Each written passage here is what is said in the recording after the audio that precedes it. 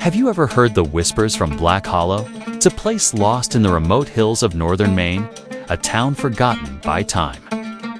Imagine forests so thick they swallow the sunlight, mountains perpetually cloaked in mist, and an air heavy with the scent of wet earth and ancient pine. At dawn, a living fog creeps through the valleys, and at night, the howl of coyotes echoes under a pale, watchful moon. In this lonely town lived a widow with her 7 daughters and her only son. Aaron, their father, had vanished years before, lost to the woods on a hunting trip, never to be seen again. Life was a constant struggle, but their love for one another was a fire that kept the cold at bay. The sisters tended the farm. Aaron fished in the icy stream, and every evening, they'd gather by the hearth, captivated by their mother's old folk tales. But then came the year the skies turned cruel. The rain simply stopped. The rivers shriveled into dusty veins, crops withered and burned in the fields, and the soil cracked like old leather. A fearful whisper spread through the town. This drought, it's a curse. The well ran dry, the animals grew gaunt, and hunger gnawed at every family. The smiles on his sisters' faces faded, replaced by worry. Their laughter, once the music of his home, fell silent. Day after day, Aaron climbed the barren hills, desperately searching for anything to eat.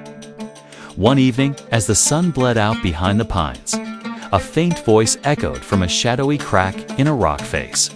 He crept closer, his heart pounding. An old woman stood there, a creature born of shadow and stone. Her hair was a tangled, gray mess, her skin as wrinkled and rough as tree bark. And in her greenish eyes, something flickered, something ancient and unnatural. She smiled, revealing a row of crooked, broken teeth. "Aaron," she rasped, her voice like grinding stones. "Ha! I can save your town." Aaron flinched, his hand instinctively going to the hunting knife at his belt. "How?" he demanded, his voice trembling slightly. Who are you?" The woman leaned in, her breath a foul mix of damp earth and smoke that made his stomach turn. "To bring the rain," she whispered, her words coiling around him like a snake. "You must give me 7 hearts. The hearts of those you love most. Only their sacrifice will awaken the clouds." Aaron stumbled back, his mind reeling. 7 hearts, his sisters. The thought was a shard of ice in his gut. I could never, but before he could finish, a frigid wind swept through the rocks, tearing the words from his mouth. The old woman dissolved into the mist, her form melting away until she was nothing but a whisper on the wind. 7 hearts. 4 7 rains. That night, sleep offered no escape. He was trapped in a nightmare. He saw his 7 sisters standing by the frozen river, their faces pale and glowing with an ethereal light. And above them, dark clouds swirled in a furious vortex, lightning splitting the sky, and rain-blessed rain finally falling. He woke up, drenched in sweat, the dream clinging to him. He stared into the darkness of his room, the old woman's words echoing in his mind. If their souls could bring the rain. He whispered to the shadows, the thought a monstrous seed planting itself in his heart. The next morning, the sun rose on another scorched, cloudless day. He found his eldest sister, Clara, by the empty well, her face etched with despair. He took a deep breath, the lie already forming on his lips. "Clara," he said, trying to keep his voice steady.